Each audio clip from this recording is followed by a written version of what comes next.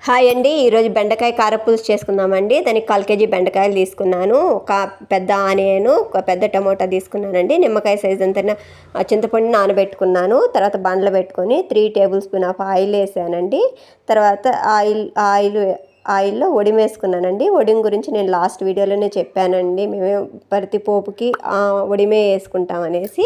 మీరు కావాలంటే ఉద్దిపప్పు, ఆవాలు, పోపు దినుసులు అన్నీ వేసుకోవచ్చండి. వడిం వేగిన తర్వాత ఆనియన్స్ వేసాను. ఆనియన్స్ త్వరగా వేగడానికి 1 స్పూన్ సాల్ట్ వేసానండి. తర్వాత ఆనియన్స్, కరివేపాకు, టమోటా వేసానండి. టమోటా, ఆనియన్స్ బాగా వేగనివ్వాలండి. బాగా వేగిన తర్వాత చూడండి ఆయిల్ పైకి వస్తూ ఉంది, అలా వేగాలండి. అలా వేగిన తర్వాత బెండకాయలు కూడా వేసేయాలండి. బెండకాయలు కూడా ఆయిల్లో బాగా ఫ్రై అవ్వాలండి. బాగా ఫ్రై అయితేనే అది టేస్ట్గా బాగుంటుంది. పచ్చిగా ఉంటే బాగుంటుందండి. ఆయిల్లో బాగా ఫ్రై కానివ్వాలండి. బెండకాయలు ఫ్రై అయిన తర్వాత చూడండి బెండకాయలు ఫ్రై ఒక 2 మినిట్స్ మూత పెట్టేయాలండి. మూత పెట్టేసి బెండకాయలను బాగా ఫ్రై, టమోటాలు, ఆనియన్స్, బెండకాయలు అంతా ఫ్రై అయిన తర్వాత మనం ముందుగా నానబెట్టుకున్నాం కదండి చింతపండు, దాన్ని గుజ్జు తీసుకునేసి రసం తీసుకునేసి వేయాలండి. ముందుగా పసుపు, ఒక 2 టేబుల్ స్పూన్ల మిరప్పొడి వేయాలండి. 2 టేబుల్ స్పూన్లు వేయాలండి మిరప్పొడి. 2 టేబుల్ స్పూన్ల ధనియాల పొడి వేయాలండి.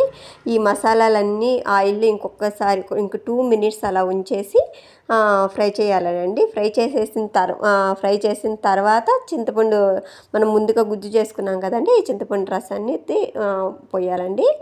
పోసిన తర్వాత ఒక గ్లాస్ ఆఫ్ వాటర్ అండి, ఒక పెద్ద గ్లాస్ నీళ్ళు పోసానండి. 200 ml వాటర్ పోసాను. వాటర్ వేయాలండి. వాటర్ అంతా వేసిన తర్వాత సాల్ట్ ఒకసారి చూసుకోవాలండి. సాల్ట్ సరిపోయిందా లేదా అనేసి ఒకసారి చెక్ చేసుకోవాలి.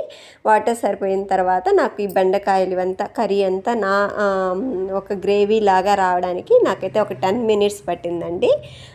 అది మీరు పోసుకునే వాటర్ని బట్టండి. మీకు కొంచెం గ్రేవీగా కావాలంటే కొంచెం ఎక్కువ వాటర్ పోసుకోండి, గ్రేవీ తక్కువ కావాలంటే తక్కువ వాటర్ పోసుకోండి. నేను 200 ml వాటర్ పోసానండి. వాటర్ వేసిన తర్వాత నాకు కొంచెం గుజ్జుగా రావడానికి 10 మినిట్స్ టైం అయితే పట్టింది. టేస్టీగా ఉండిందండి, సూపర్గా ఉంది. Thank you for watching.